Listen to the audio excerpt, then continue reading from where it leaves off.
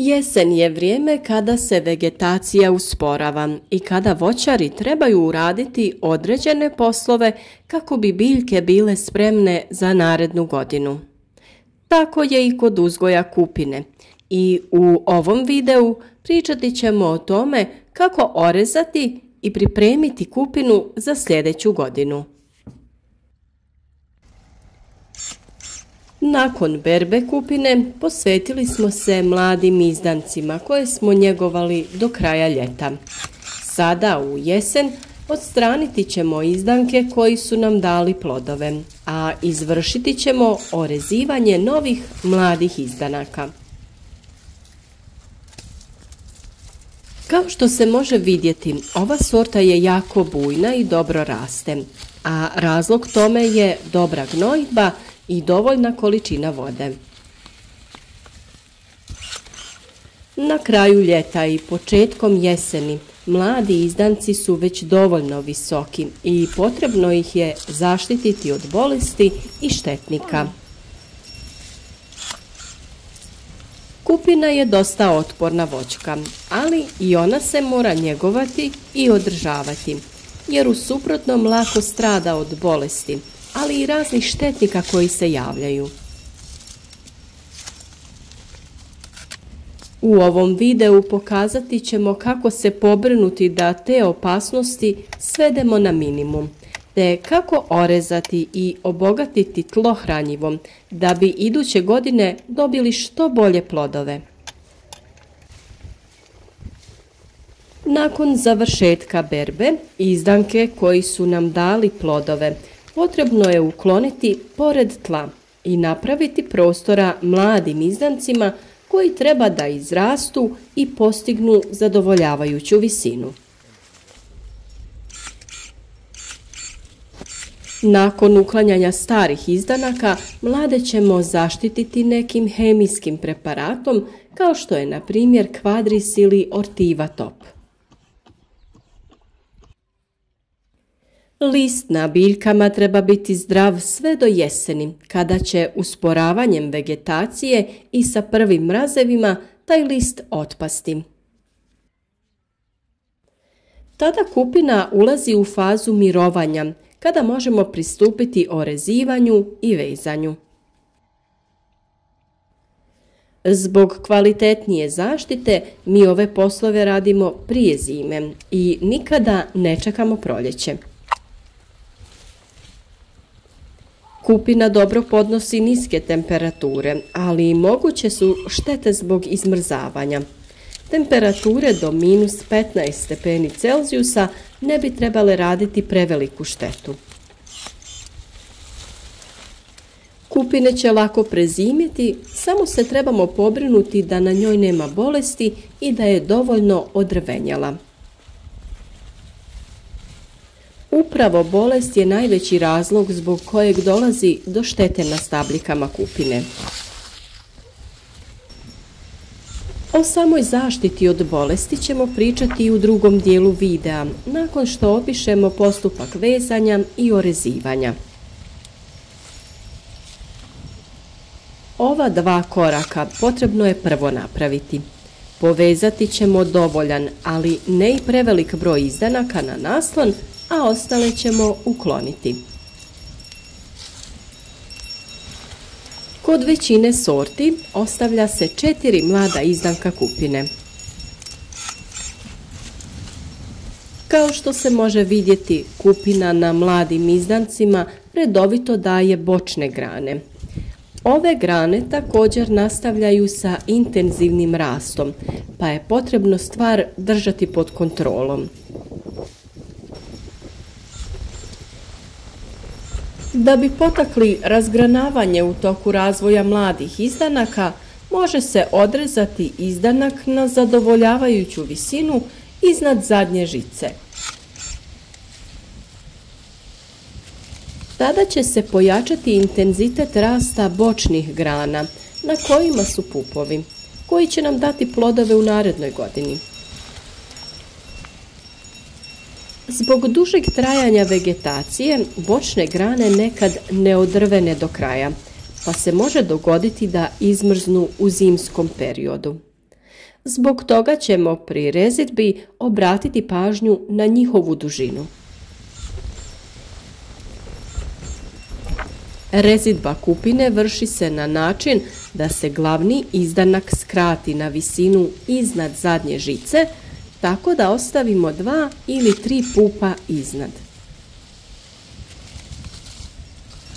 Bočne grane, koje mogu biti duge i preko metar ili 2, skraćujemo na oko 8 pupova, odnosno na dužinu od 40 do 50 cm. Ovakve izdanke vežemo i ostavljamo do proljeća. Bočne grane ostavljamo nešto duže da bi ih u proljeće skratili na do 3 rodna pupa. To radimo tako upravo zbog mogućeg izmrzavanja vršnih dijelova bočnih grana. Kupina u jesenjem periodu ima nagon ka razmnožavanju, pa možemo primijetiti da vrhovi izdanaka, ali i bočnih grana, ubadaju se u tlo i jako brzo puštaju korijen. Na ovaj način možemo razmnožiti kupine ako bi proširili nasad ili možda poklonili nekom od prijatelja. Veći broj izdanaka po dužnom metru može dovesti do zagušenja u krošnji, što može biti jako nepovoljno u fazi berbe. Da bi se spriječila pojava bolesti, potrebno je ostaviti veći prostor između biljaka, ali i dužina bočnih grana ne treba biti previše duga. Jednostavno povećanjem broja izdanaka ili dužine grana povećavamo broj pupoljaka iz kojih rastu rodne grane koje daju plodove. Ako previše opteretimo korijenov sistem i samu biljku, ona će nam dati sitnije plodove slabijeg kvaliteta, a i stvaramo povoljnije uslove za pojavu bolesti. Za pričvršćivanje izdanaka koristi se naslon od 2 žice, od kojih je najvišlja na visini od 180 cm. Na prvoj žici je crijevo za navodnjavanje sistema kap po kap. Između prve i zadnje žice nalazi se 1 ili 2 žice. Dovoljna je samo jedna na visini oko 120 cm. Sav višak izdanaka ćemo odrezati i ukloniti iz voćnjaka. Najbolje ih je spaliti i na taj način uništiti potencijalne štetnike koji bi u njima prezimili. Često se na stabljikama mogu uočiti zadebljanja u stabljici, pa je poželjno da ovakve izdanke odstranjujemo i uništavamo. Naime, unutar zadebljanja nalazi se štetnik koji oštećuje biljku, što može dovesti do sušenja izdanka. Pri rezanju jako je bitno te izdanke odrezati što dublje u tlu.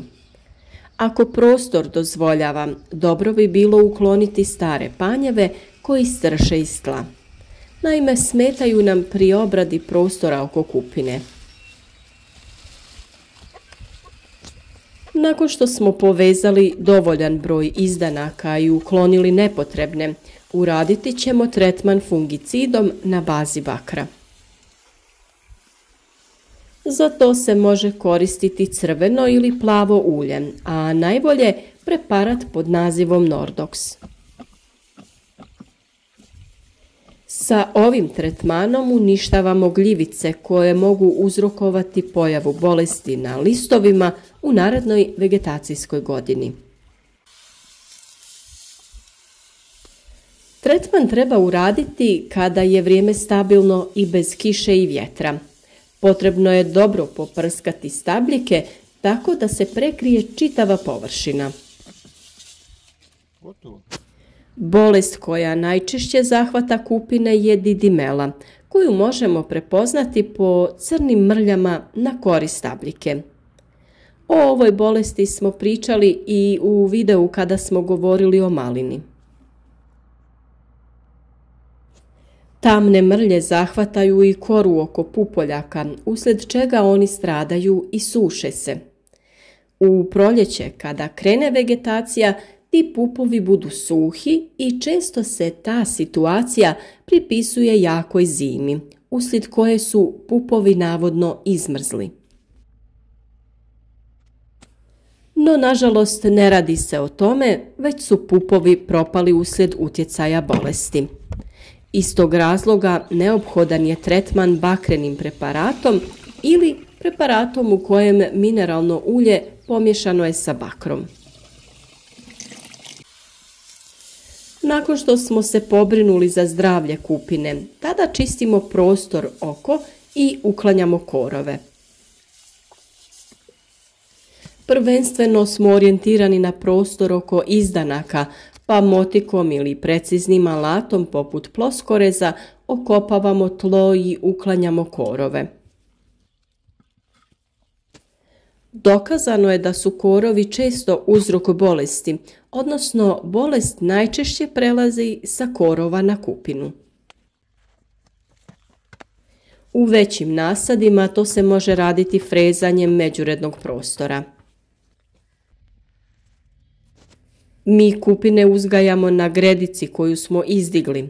Na ovaj način imamo mogućnost dodavanja malča u prostor oko kupine, što uveliko olakšava borbu sa korovom.